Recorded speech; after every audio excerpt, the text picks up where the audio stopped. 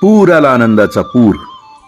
पुण्य फळले बहुत दिवसा, भाग्य उदयाचा ठसा. असं अनेक दिवसाचं पुण्य फळाला आलं, म्हणून आम्हाला या वारीचा अनुभव घेता आला. आणि त्यातही या भाग्याची पूर्णावस्था आज अनुभवायला मिळणार आहे. कारण आज आमची ज्ञानेश्वर माऊली भंडी शेवगावहून निघून तर आमचे तुकोबाराय पिराच्या कुरोलीहून निघून वाखरीत पोहोचणार आहेत. या दोन्ही आणि इतरही कितीतरी संतांच्या पालख्या आज वाखरीत येणार. समुद्राला मिळण्या अगोदर गंगेने जे विस्तीर्ण रूप धारण केलंय, नेमकं तसंच पंढरपुरामध्ये पोहोचण्या अगोदर हा वैष्णवांचा महापूर वाखरीत विसावणार आहे.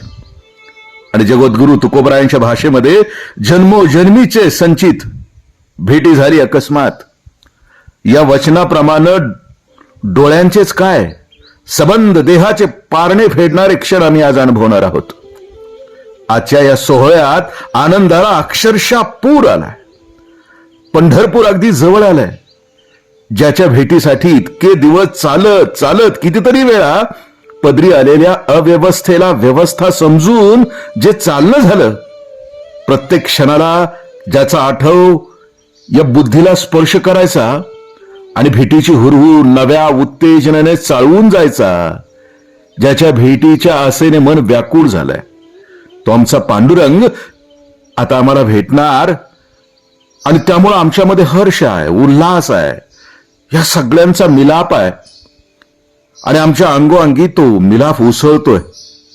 आजच्या क्षणाचं वर्णन करताना तुकोबराय म्हणतात, पूर आला आनंदाचा, लाटा उसळती प्रेमाच्या, बांधू विठ्ठल सांगडी, पोहून जाऊ पैलथडी, यारे अवघे जनगडी, घाला उडी भाई यानो, हे तो नाही सर्व काळ अमूप आनंदाचे जळ, तुका म्हणे थोरा पुण्ये ओघाला पंथेने.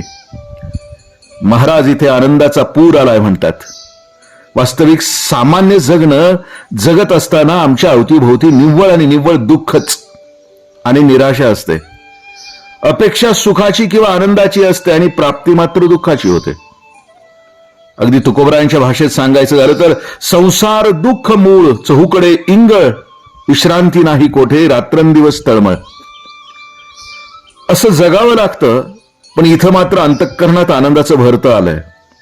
तुकोबराय आनंदाच्या पुराचं वर्णन करतात. आनंदाचा पूर आलाय आणि त्यावर उसळणाऱ्या प्रेमाच्या लाटा म्हणजे वारीत आनंद आहे. अगदी आनंदाचा पूर आहे, पण त्यातही प्रेमाचं अधिष्ठान आहे. कारण आमच्या जीवनामध्ये बऱ्याचदा आनंद निर्माण झाला की आनंदासोबत मद निर्माण होतो आणि त्यातूनच परत आप परभाव किंवा तिरस्कार भाव वाढतो. थोडक्यात काय तर या सगळ्यातून संकुचितता वाढीस लागते. पण इथं मात्र वारीत आलेला आनंदाचा पूर, त्यावर उसळणाऱ्या प्रेमाच्या लाटा, हे सगळं सहजीवी आणि परसुख संतोषी भावातून निर्माण होतं. म्हणून महाराज सगळ्यांना सांगतात की विठ्ठल नामाची सांगड बांधूया आणि सगळेजण हा भवसागर तरून जाऊया. यासाठी सगळेजण या आनंदात उडी घ्या, वेगळे राहू नका. वरचे वर असा अमूप आनंद सोहळा आपल्याला अनुभवता येणार नाही.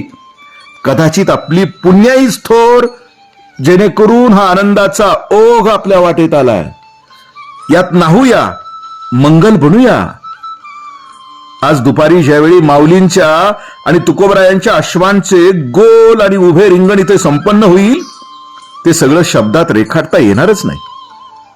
ते पताकाधारकांचं धावणं, ते विनेकरांचं धावणं, माऊलींच्या अश्वाचं धावणं, हे सार जन्मजन्मांतरेसाठी हृदयात साठवून ठेवावं आणि प्राण आणून अजन्म ही वारी माझ्याकडून कधीच चुकू नये असं मागणं त्या पांडुरंगाकडे भरल्या डोळ्यांनी ओरडून धाय मोलकून मागावं.